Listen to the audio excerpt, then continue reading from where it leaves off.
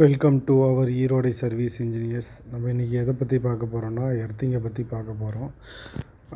Electrical traditional எர்த்திங்கும் chemical எர்த்திங்கும் combine பண்ணி earth எப்படி பண்ணுறோம் அப்படிங்கிறத பற்றி பார்க்க போகிறோம். இதுக்கு தேவையான பொருள் 4 அடி எர்த்து பிட்டு, கெமிக்கல் எர்த்திங் 5 கிலோ, சால்ட் ஒரு 5 கிலோ, கறி அடுப்பு கறி தேவையான அளவு இதெல்லாம் நம்ம எடுத்துக்கிட்டு குழி ஒரு 5 அடி ஆழம் தோண்டிக்கணும்.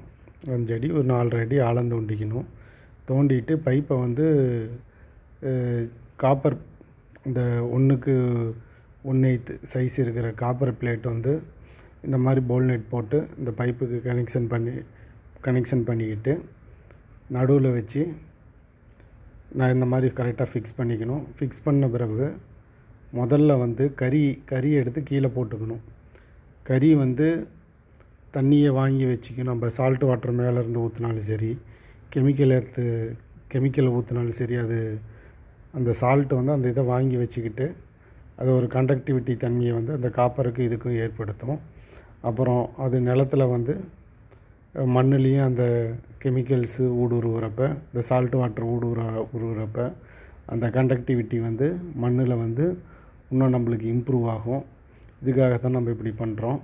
முதல்ல கறியை போட்டு அப்புறம் சால்ட்டையும் போட்டு கெமிக்கல் எடுத்து 5 கிலோவில் 7 கிலோ வாட்டரில் நல்லா கலந்து உள்ளே ஊற்றிக்கணும். உள்ளே ஊற்றிட்டு மண்ணை எடுத்து கொஞ்சம் மூடிக்கணும். மண்ணை மூடின பிறகு நம்ம அடுத்தது என்ன பண்ணுறோம்னா, மண்ணை மூடிட்டு அடுத்தது கறி எகைன் கோல் போட்டுக்கணும். சென்டரில் கறியை போட்டுட்டு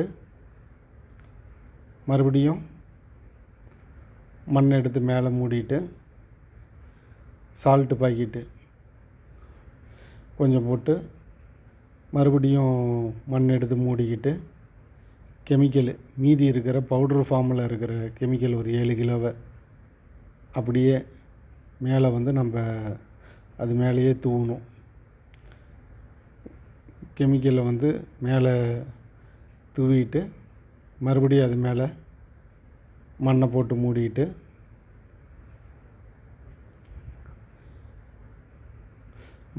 மூடிட்டோமா. மூடின பிறகு ஒரு 3/4 ஃபீட்டு மேலே நிலத்துலேருந்து கேப் இருக்கும். அந்த கேப்புக்கு ஜல்லி போட்டு நிரப்பிக்கிட்டு இந்த மாதிரி நிரப்பிட்டு எர்த்து பிட்டு நம்ம இப்போ ரெடி ஆகிடுச்சு.